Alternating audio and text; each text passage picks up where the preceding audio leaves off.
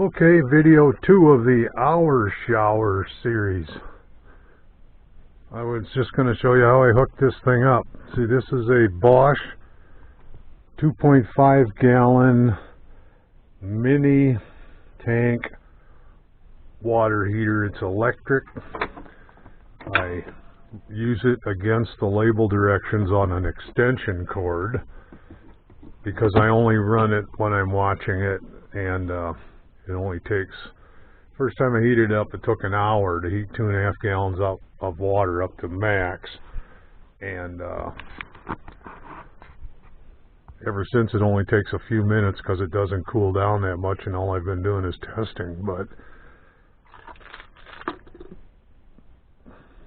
one thing to remember if you do this, I hope this is working, is you have to take your hot out of your cold side and pump back in from your heat exchanger into the hot side, because there's a bubble of air that ends up in the top of this tank, and you can never draw it enough to get it down to the heat exchanger.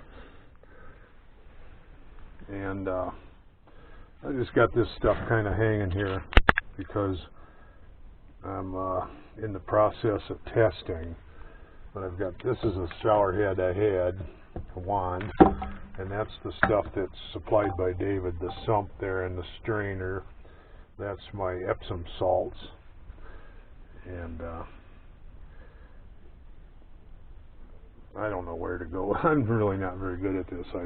This is totally unscripted, folks. So there we go. The water heater. Wish this thing would stay on so I can see what I'm doing. But anyway, take it out of the hot or cold side into the input to the pump to the heat exchanger. Don't get dizzy.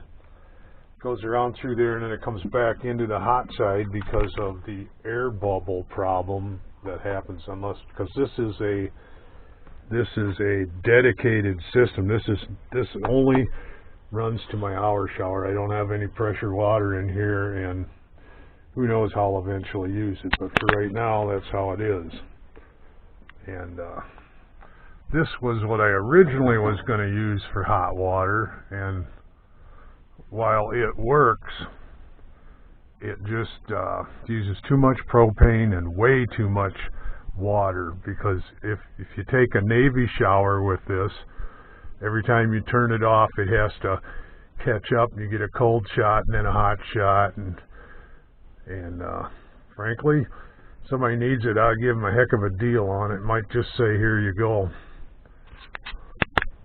Works perfectly, it just doesn't work for me. Now, once again, I mentioned this in my other video, I had this mounted up here next to this fuse block that I run it off of. It's because it was convenient, but it wouldn't suck the water up that far, so I had to put it down on the floor of the rig. And later today, I hope to show you a video of me testing this with my tub outside that I have for my shower basin, or whatever you want to call it, and we'll see how that works. This runs off of 12 volts, if people don't know that. The water heater, of course, is 120 or 110, whatever you call it, where you come from. And that's what I got for you today. As Camper Van Kevin says, we end this video here.